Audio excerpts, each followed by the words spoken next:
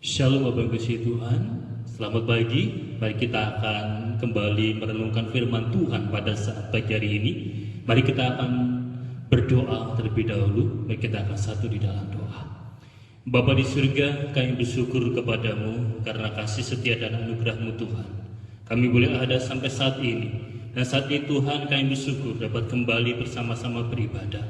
Kami menyerahkan saat ini Tuhan, kami akan mendengarkan firman-Mu. Tuhan lingkupi, Tuhan berkati dan pimpin kami. Tutup bungkus kami dengan kuasa darah-Mu ya Bapa, sehingga kami dapat mendengar firman-Mu dengan baik dan menjadi pelaku-pelaku firman yang hidup di dalam kehidupan yang Tuhan percayakan bagi kami. Terima kasih Bapa. Di dalam nama Yesus kami berdoa dan mengucap syukur. Haleluya. Amin. Puji nama Tuhan, pada saat ini mari kita akan kembali bersyukur kepada Tuhan dalam ibadah kita hari ini, karena kita tahu semua karena anugerah Tuhan kita semua boleh sampai saat ini boleh menikmati kasih Tuhan. Dan mari kita akan kembali membuka firman Tuhan pada pagi hari ini dalam judul khotbah kita pada hari ini, yaitu realita dalam kelemah lembutan. Realita dalam kelemah lembutan. Dan kita akan membaca firman Tuhan di dalam Injil Lukas pasal yang ke-6 ayat yang ke-27 hingga sampai ke-28. Injil Lukas pasal yang ke-6 ayat 27 sampai ke-28, demikian firman Tuhan. Kita akan membaca bersama-sama firman Tuhan ini. 1, 2, 3. Tetapi kepada kamu yang mendengarkan aku berkata, kasihilah musuhmu, berbuat baik kepada orang yang membenci kamu, mintalah berkat bagi orang yang mengutuk kamu, berdoalah bagi orang yang mencaci kamu. Sekali lagi kita akan membaca firman Tuhan ini. 1, 2, 3. Tetapi kepada kamu yang mendengarkan aku berkata, kasihilah musuhmu, berbuat baik kepada orang yang membenci kamu, mintalah berkat bagi orang yang mengutuk kamu, berdoalah bagi orang yang mencaci kamu. Saudara yang kasih Tuhan, pada saat ini kita masih dalam belajar firman Tuhan tentang kelemah lembutan. Di akhir pada bulan Mei ini, pada tanggal 31 Mei ini, kita bersyukur kita dapat belajar kembali kebenaran firman Tuhan ini. Dan mari kita akan merenungkan satu kebenaran firman Tuhan yang mengatakan bahwa realita dalam kelemah lembutan, ya. Realita atau kenyataan real di dalam kehidupan kita sebagai orang percaya. Apa yang menjadi sesuatu hal yang real adalah sesuatu hal yang nyata untuk kita harus kerjakan di dalam kehidupan kita setiap hari. Waktu yang Tuhan percayakan kepada kita itu bukan waktu yang sembarangan, saudara. Itu bukan sesuatu hal yang hanya katakan sekedar kita hidup, tidak. Tetapi waktu yang Tuhan masih percayakan kepada kita ada di dunia ini adalah sesuatu hal yang sangat penting untuk kita bertumbuh di dalam iman kepada Allah, untuk kita boleh menjadi pelaku-pelaku firman yang hidup di dalam kehidupan kita, di dalam perjalanan hidup yang kita miliki, yang Tuhan percayakan bagi kita. Sehingga ketika kita menyadari ini, maka kita akan bertanggung jawab menghadapi hidup ini. Kita akan bertanggung jawab menghadapi apa yang menjadi bagian kita untuk kita kerjakan di dalam kehidupan kita yang Tuhan percayakan bagi kita. Dan hari ini mari kita akan kembali merenungkan firman Tuhan yang menyampaikan kepada kita bagaimana sesuatu hal yang real. Kita tadi membaca firman Tuhan di dalam Lukas pasal yang ke-6 menyampaikan kepada kita, ayat 27 mengatakan bahwa tetapi kepada kamu yang mendengarkan aku berkata kepadamu. Kita lihat di sini bahwa apa yang Allah inginkan, Tuhan Yesus inginkan kepada para murid dan juga kepada saya dan saudara adalah, kita lihat, kasihilah musuhmu, berbuat baik kepada orang yang membenci kamu. Saudara, kita di sini bahwa apa yang Allah inginkan di dalam kehidupan kita adalah bagaimana kita harus mengasihi musuh. Mengasihi musuh, gitu ya. Orang yang membuat kita hancur, orang yang membuat kita mungkin tidak terhargai, atau orang yang membuat kita merasa bahwa kita direcehkan atau direndahkan, masa kita harus mengasihinya? Apakah kita harus mengasihinya? Apakah kita harus bisa katakan terus menolong dan mengasihinya? Firman Tuhan tidak berubah dulu, sekarang, selamanya. Ini adalah perintah Allah, perintah Tuhan Yesus kepada kita. Yang pertama adalah bagaimana kita realita dalam kehidupan kita adalah kita harus mengasihi musuh kita. Mengasihi musuh ini menjadi satu bagian yang katakan tidak mudah. Kenapa? Karena ketika kita lihat seseorang yang tanda kutip ya sebagai musuh kita, orang yang tidak senang kepada kita, orang yang karena sering menyebabkan sesuatu hal sehingga kita mungkin tidak mencapai apa yang kita inginkan atau kita doakan dan kita rindukan, orang itu ketika kita lihat apa yang terjadi, orang itu mungkin biasa saja, tetapi dada kita ini mungkin rasanya sesak dada kita, leher kita rasanya seperti mau menelan ludah, itu sakit saudara.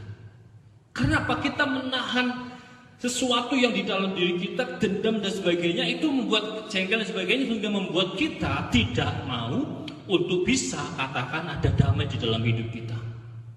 Sehingga ketika kita lihat di sini, apakah yang Allah inginkan?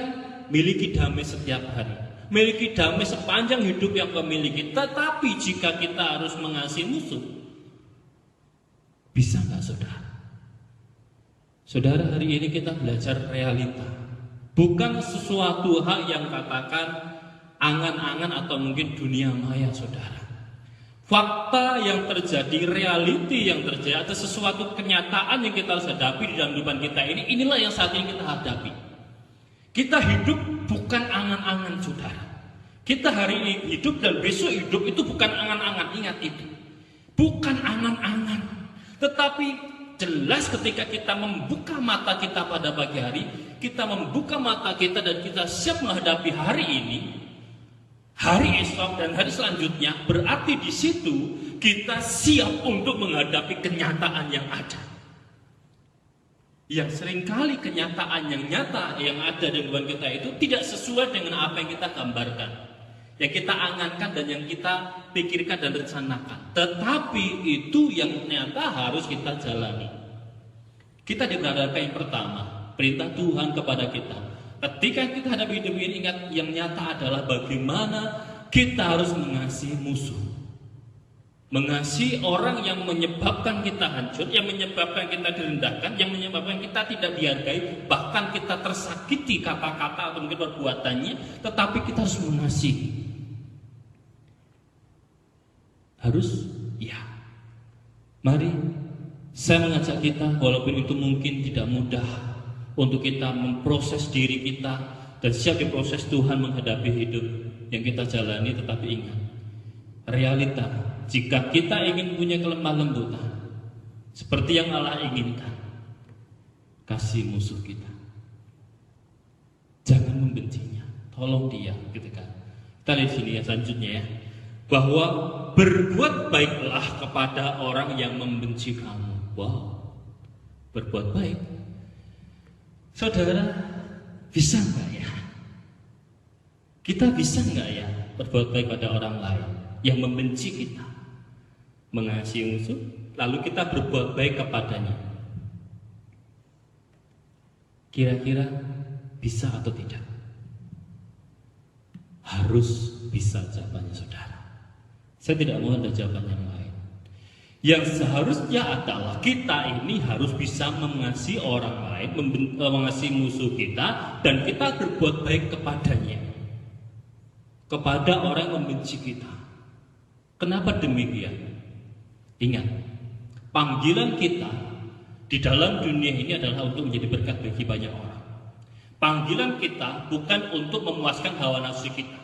Panggilan kita sebagai anak-anak Allah menjadi saksi, jadi garam dan terang dunia bagi banyak orang. Ingat, orang yang ada di sekitar kita, orang yang membenci kita, itu diantaranya saudara. Jika kita tidak bisa berbuat baik kepada dia, ketika kita tidak bisa lakukan sesuatu yang baik kepada dia, mana kasihmu? Mana yang harusnya kasih itu kita miliki? Saudara, berbuat baik daripada berbuat jahat, itu lebih baik kita berbuat baik. Sama-sama berbuatlah baik. Kenapa? Karena ketika kejahatan kita terima, kita harus membalas dengan kebaikan. Itu lebih baik saudara daripada kita bekerja. Karena kejahatan dibalas kejahatan akan tambah kejahatan dan akan kehancuran. Tetapi jika kejahatan dibalas dengan kebaikan, tentunya itu akan memutus rantai dendam yang ada. Loh Pak, nanti saya direndahkan, saya tidak dihargai. Pak, nanti saya katakan dinyek atau diremehkan begitu. Tidak saudara. Mungkin seolah-olah begitu, tetapi di situ Tuhan akan berkarya di dalam kehidupan kita dan orang itu. Tuhan akan berikan kekuatan kita untuk kerjakan dan orang itu akan Tuhan ubahkan dan mikir, iya ya, sudah dibenci, sudah dijahati, kok yo baik, akan malu saudara.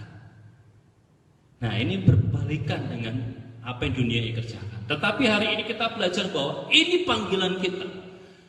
Bukan membenci orang yang benci kita, bukan menjahati orang yang benci kita, tetapi mengasihi dan tidak membencinya dan berbuat baik kepadanya. Yang kedua dikatakan bahwa ini lebih luar biasa lagi saudara. Ya, kita lihat. Mintalah berkat bagi orang yang mengutuk kamu. Mintalah berkat bagi orang yang mengutuk kamu. Biasanya apa saudara? Wih Tuhan jadikan dia batu, mungkin gitu saudara ya. Atau Tuhan jadikan dia orang katakan mengalami musibah, adanya sakit, kecelakaan, atau mungkin dia mengalami kecelakaan di jalan. Mungkin itu yang di pikiran kita secara daging kita. Geng kapok, biarin begitu. Tetapi kita belajar pada hari ini bukan itu anak Tuhan. Bukan itu ciri anak Tuhan. Ketika dia dijahati, dibenci orang lain, bahkan dikatakan punya musuh, katakan mintalah berkat bagi orang itu saudara. Buat Pak, berat Pak gitu ya. Mungkin saudara itu jabat saudara.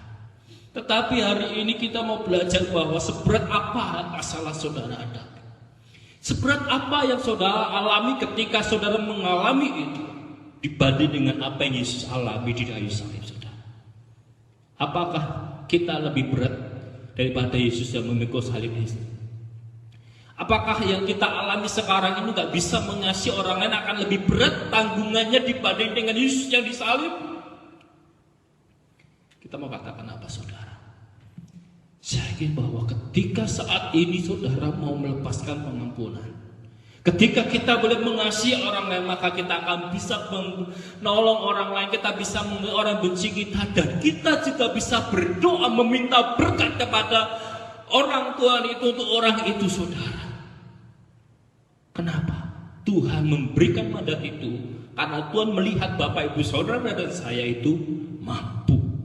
Karena Tuhan melihat kita itu bisa untuk mengerjakannya, sehingga Tuhan perintahkan demikian. Mari berdoalah bagi orang yang benci kamu. Berdoalah bagi orang yang menyakitimu. Mintakan berkat untuk dia. Mintakan berkat dari Tuhan untuk dia. Karena Tuhan akan mendengar doamu yang tulus dan yang hidup dalam kebenaran. Yang ketiga saudara, berdoalah bagi orang yang mencaci kamu. Saudara, mari kita boleh terus kerjakan ini. Berdoa. Sudahkah saudara berdoa untuk orang yang suka mencaci saudara? Mencaci maki saudara, menghina saudara, melemahkan saudara. Apakah saudara bisa kerjakan itu? Mari kita kerjakan. Hari ini Tuhan ingin supaya kita kerjakan itu. Berdoalah bagi orang mencaci kamu, karena Tuhan mengasihi saudara.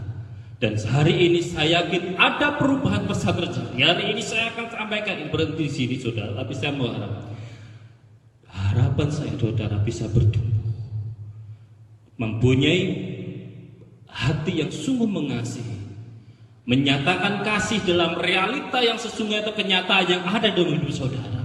Karena Tuhan mengasihi saudara dan saya. Mari kita kerjakan ini.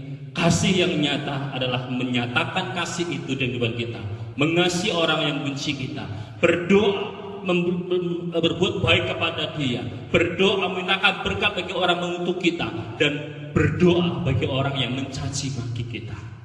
Saya percaya ketika saudara buka hati, Ketika kita semua membuka diri kita untuk Tuhan ubahkan dan kita mau berubah, maka ada satu hal yang terjadi luar biasa. Ada satu hal yang luar biasa akan terjadi dalam hidup saudara dan saya ketika kita mengerjakan ini, karena inilah realita di dalam kehidupan kita bagi orang yang percaya kepada Kristus. Tuhan Yesus memberkati kita. Amin. Mari kita berdoa. Bapa di surga, kami serahkan sepenuhnya hidup kami kepada-Mu. Tuhan pimpin, berkati dan sertai kami Tuhan, sehingga kami menjadi pelaku firman yang hidup. Hari ini kami belajar sesuatu hal yang mungkin bagi orang susah, bagi kami mungkin berat Tuhan, tetapi kami percaya bahwa dengan kekuatan Tuhan kami mampu dan bisa. Terima kasih Bapa, kami siap menjadi pelaku firman hidup, saksi-saksi Kristus di dalam dunia ini, jadi berkat bagi banyak orang. Di dalam nama Yesus kami berdoa. Haleluya. Amin. Saya berikan selamat pagi, selamat berkarya. Tuhan mengasihi kita semua. Selamat hari Minggu. Tuhan berkati kita semua. Amin.